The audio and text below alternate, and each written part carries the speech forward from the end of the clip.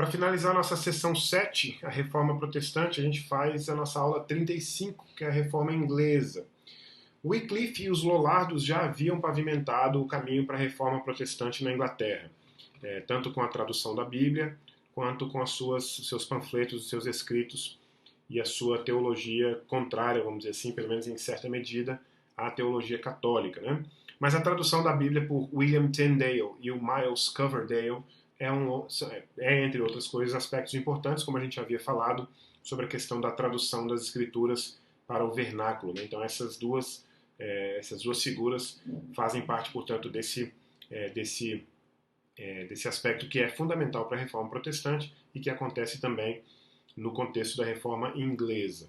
O que é interessante sobre a Reforma Inglesa é que, apesar de a gente ter figuras como Wycliffe, como Tyndale, como Coverdale, trabalhando em cima trabalhando com características que estavam acontecendo no restante da Europa, que levaram a Reforma Protestante ou que consolidaram a Reforma Protestante, como, por exemplo, as traduções do texto bíblico, mas uma característica muito individual, muito particular da Reforma Inglesa é a participação da figura do rei Henrique VIII.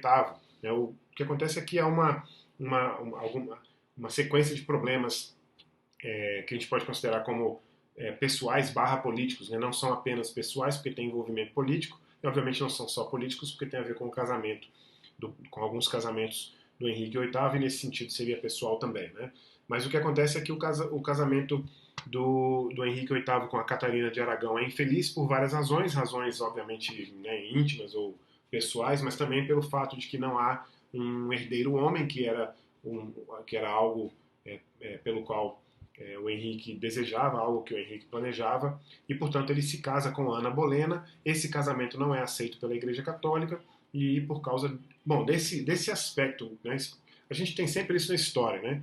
A própria Reforma Protestante, claro que aqui numa dimensão bem diferente, resguardadas as dimensões, né, as proporções, mas a Reforma Protestante é algo que tem um marco também, né? A pregação ali colocação das 95 teses lá, exatamente no dia 31 de outubro de 1517, é considerado como um marco da Reforma Protestante, né? Como se fosse aquilo que a gente normalmente chama também de a gota d'água, né?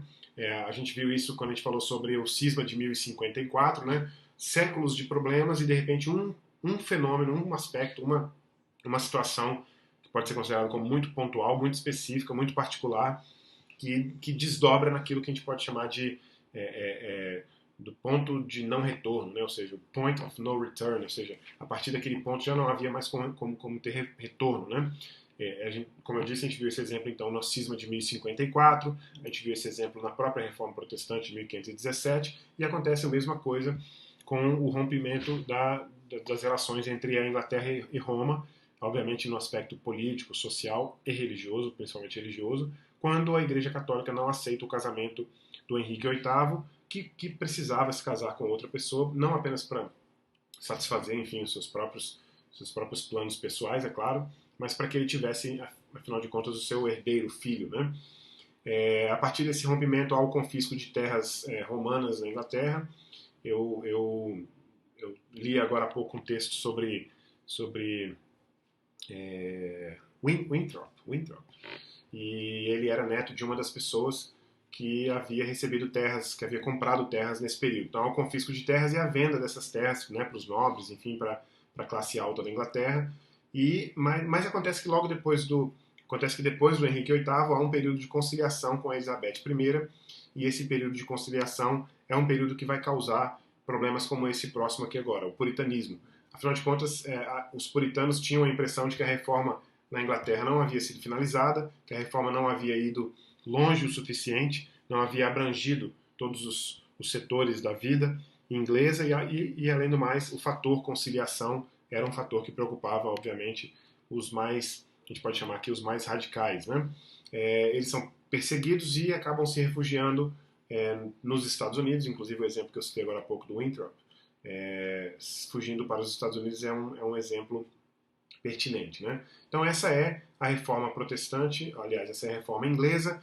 Esse é a última aula sobre a nossa sessão 7 da reforma protestante, e a gente começa, portanto, logo mais a nossa sessão 8, a Igreja Católica Romana responde, normalmente conhecido como a Contra-Reforma. Até lá!